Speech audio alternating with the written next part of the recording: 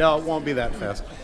Good afternoon and welcome to the Tuesday, July 14th, 2025 Public Works Committee meeting.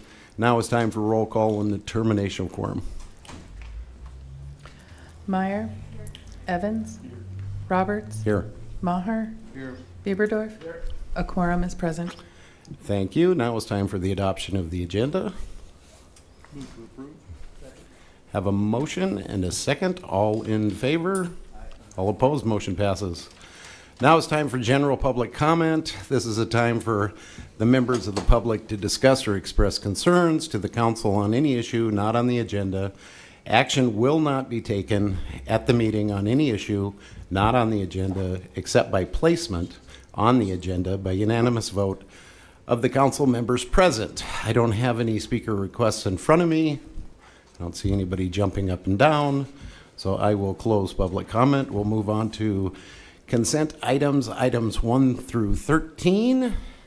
Do I have anybody from the committee that would like to pull anything? If not, I'll look for a motion. Second. We have a motion to approve and a second. All in favor? All opposed? Motion passes. We'll move on to non-consent items, items 14 through 16. I will open public comment. I don't have anything in front of me.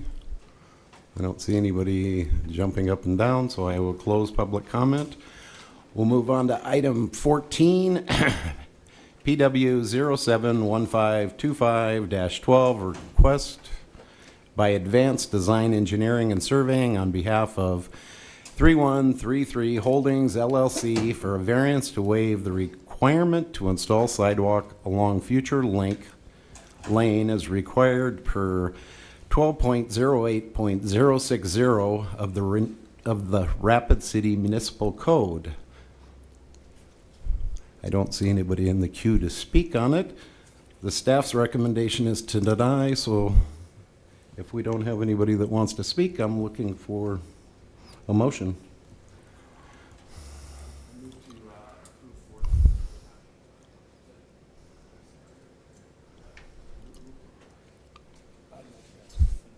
Go ahead. Ms. Vicki, what exactly are the reasons to deny this? I've heard the terrain and I've looked at it as somewhat challenging. Wasn't that the rationale? Or was this the one, maybe I'm getting confused, maybe is this the one that's out in the middle of nowhere? So, Mr. Chair, if I Go may. ahead. Thank Go you. A valid question. So on this particular one, this is a cul-de-sac street, and even though the adjacent street to it doesn't have sidewalk, we do anticipate that in the future there will be a city project that will take that roadway that's lacking sidewalk to construct it so that we do have the sidewalk that's needed in this area in its connectivity. In this particular case, this is a cul-de-sac street. Sidewalks are meant to provide a safe place for people to walk, for children to play. If we don't start getting them now, when do we get them? It just goes back to the taxpayers to cover this expense down the road if we don't get it at this time. And even though there are always physical challenges, this is a three-dimensional community that we live in. All developers have to address those challenges. Thank you. I went to look and see which one it was and my machine died, so, because I did study them this morning. Thank you very much. So far we have a motion, but no second. I'll second. So we have a motion by Bieberdorf, a second by Evans. All in favor? All opposed? Motion passes. Item 15, PW 071525-13, a request by Advanced Design Engineering and Surveying on behalf of Paradigm Construction LLC for a request to waive the requirement to install sidewalk corner ramps at the Portrush Melbourne intersection as required per 16.16.050 of the Rapid City Municipal Code. Go ahead, Mr. Evans. Again, I'm going to ask Ms. Vicki. It's all coming back now. This one, as I recall, had a 7% grade, and that was the rationale. There is another one that's perpendicular to that, a ramp. I know for a fact that sometimes if the ramp is too steep, it can create a hazard in terms of wheelchairs sliding down into the traffic. And I don't know if that was part of their argument or not, but in this case, does it really cause any kind of problem for crossing the street? Because I honestly see that this very steep ramp is actually more of a hazard than forcing people to walk 5 more feet around and use the other perpendicular access ramp. What's your thoughts on that? Mr. Chair. Go ahead. So construction plans were submitted with this street project that actually showed the ramp being constructed in compliance with slope standards and all other standards. We were surprised, because it's been a while since we've approved those plans. We were surprised when this exception came in. One of the unique challenges with this is that this ramp is our ADA accessibility to the sidewalk. And if you waive this to the developer, and anyone living in this area needs that ramp to access the sidewalk, and they file an ADA grievance with us, the city will be required then to make that improvement. We can't put that back on the property owner. The ramp is at the expense of the developer. The sidewalk is at the expense of the property owner. So again, it would go to the taxpayers in order to make this improvement. Probably more so than even the one that you saw beforehand. It's important that we secure these ADA accessibility options whenever we can. You know, my sister, who's architecture college dean, is an ADA expert, and she's explained a lot of these things to me. And the intent of the law doesn't really require 2 access ramps, it requires access, correct? So technically in the law, from my understanding, the one ramp that is not at that horrible grade would actually suffice and fulfill the requirements of that, would it not? Or is this a misinterpretation? It depends upon what direction they're going. They could potentially have to cross the street to get to the ramp that would allow them the slope and access that they need. Because this is a 4-point intersection. Right. So if we don't have those ramps in all directions, and someone's wanting to go in that direction, but that ramp won't allow it, they'd have to go across the street the other way and circle back around to get going in the same direction they were originally headed And in. that circling back around involves like 7 feet of going around the curb, right? Could be. I still am struggling with this because I see that 7% grade as a potential hazard to somebody losing control and rolling right in front of a speeding car. And that really bothers me. More than the lack of that, because they can actually get access by going down the north-facing ramp or the east-facing ramp and then coming around and going the other way. So the intent of the law would still be fulfilled. I honestly see it as more of a safety hazard to put in that really, really steep ramp, but that's my opinion. And you know I support sidewalks and all this in all cases, but this one's really got me struggling because I just don't see as this good design. Mr. Chair, if I might, the construction plans that were approved do show that the ramp will be constructed to the slope requirements set forth for ADA safety.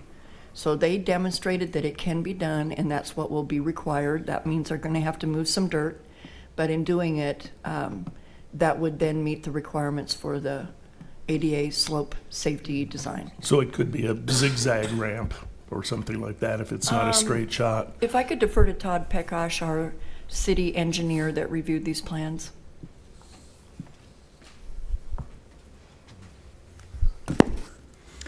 Yeah, so actually ADA requires the ramp to be 8.3% or less. So the 7%, I believe, that's the cross slope of the road, not the slope of the ramp. So yeah, it can be 8% even, and that's totally fine.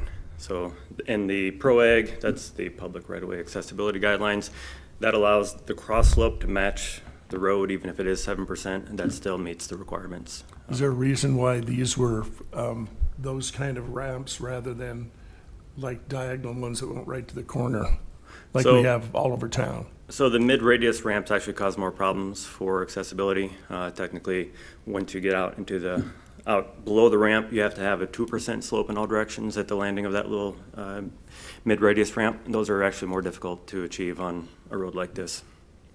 Okay, I guess that answers my question.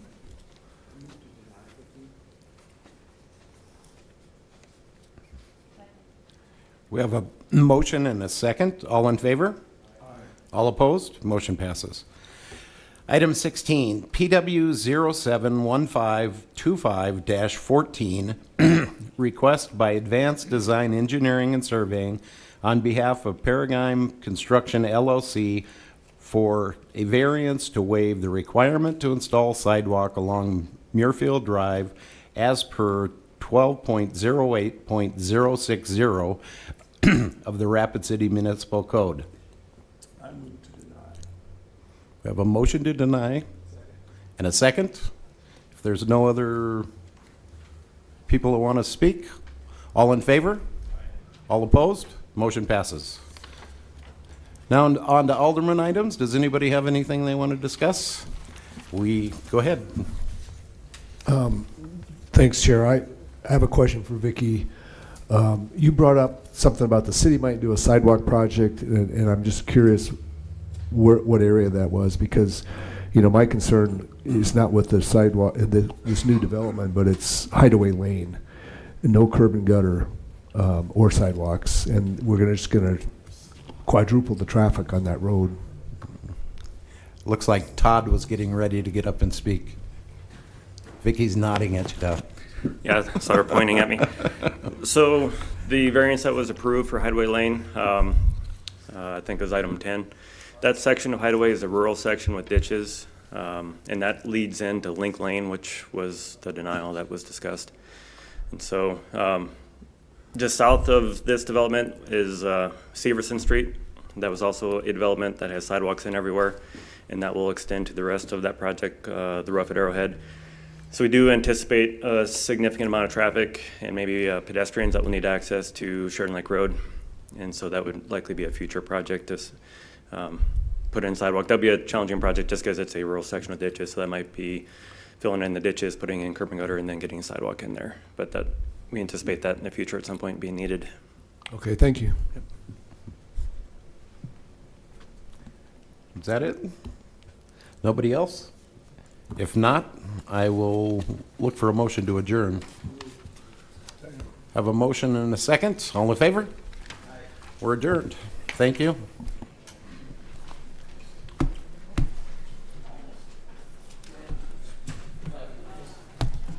So I'm surprised Renee didn't talk.